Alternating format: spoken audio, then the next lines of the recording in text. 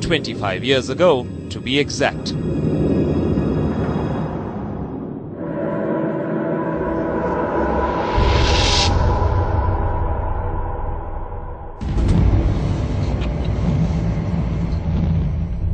On the 26th of April 1986, a testing process at the Chernobyl nuclear power plant went horribly wrong. Inadequate safety systems and inept handling of the situation resulted in a massive explosion that ripped open the plant's reactor number 4, sending plumes of radioactive dust thousands of meters into the atmosphere.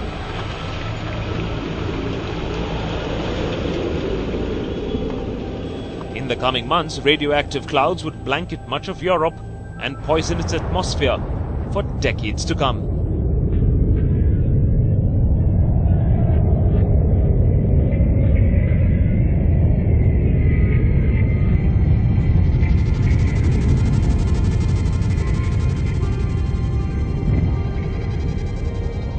Not surprisingly, in the initial days, the Soviet government tried to downplay the incident.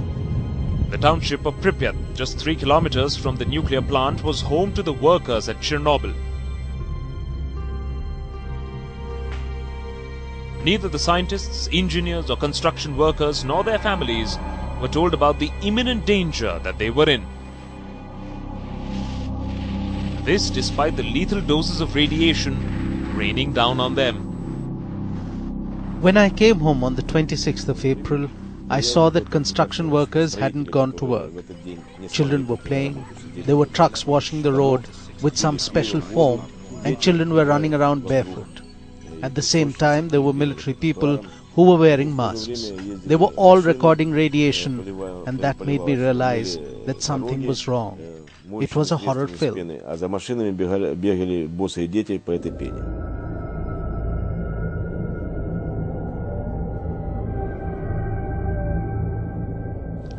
The horror film continued for a full 36 hours. Close to 50,000 residents of the city receiving no protection from this deadly radiation. Finally, when the Soviet machinery moved, it was with blinding speed, enacting the quickest and the most efficient evacuation of a city ever. People were given 20 minutes to get outside their houses, and they were asked to take important belongings because they were told they would be back in 3 days. Everything was well organized. People were calm. Buses would come to the houses and we would just follow orders. 1,100 buses came, and in 2 hours the whole town was evacuated. We honestly believed that this would be only for 3 days. We were told to take only important documents and valuables. On 29th April, it became clear that we were never going back because the Council of Ministers made some statements.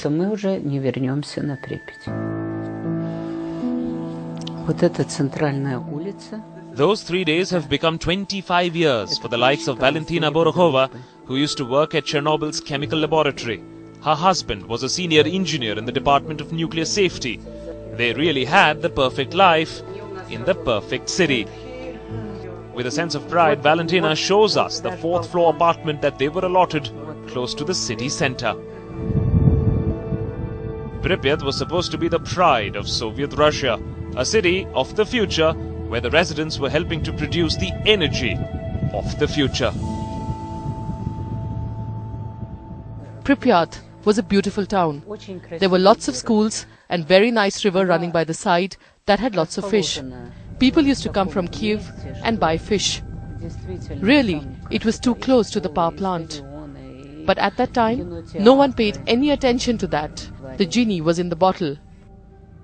The problem was when the genie came out of the bottle.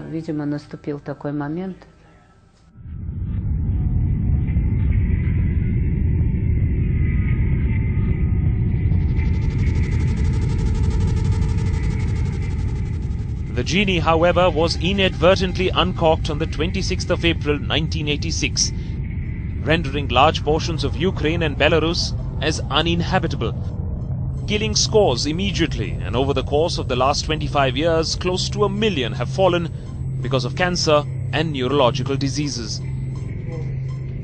Amongst them is Valentina's husband, who died after a prolonged battle against radiation-induced cancer.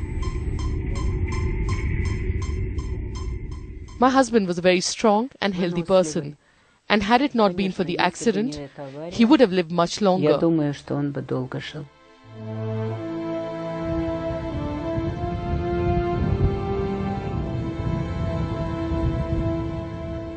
Pripyat too did not live for long. Touted as the youngest and the most modern city of its time, it was also to be the shortest to be lived in. In Pripyat, all that is left are old issues of the Pravda that never really spoke the truth, letter boxes where no letters are left to be delivered, and broken glass, much like the shattered dreams of the people here.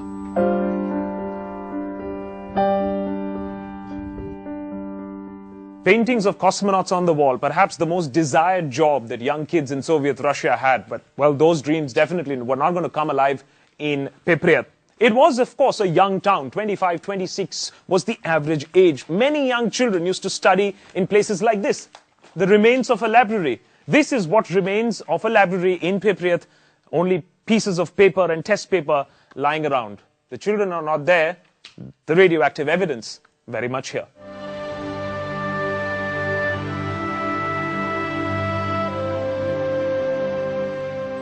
This Ferris wheel was supposed to be inaugurated just 4 days after the Chernobyl disaster. For the last 25 years, this amusement park has been waiting for children to come and play. But given the high levels of radiation, that's unlikely to happen for hundreds of years to come. All right, of course, in my hand is a Geiger counter, a very, very important tool to tell us exactly what is happening here. Take it close to any metallic object and the Geiger counter actually shoots up. It shows you right now 2.2, and of course this is of course way above normal. So clearly, even after 25 years, anything that is lying around here, any piece of metal, any object is radiating huge amount of Geiger counters. As we have been in Chernobyl, this Geiger counter has been constantly beeping, constantly telling us that we are in a radioactive danger zone and we are not supposed to be here beyond a certain point of time.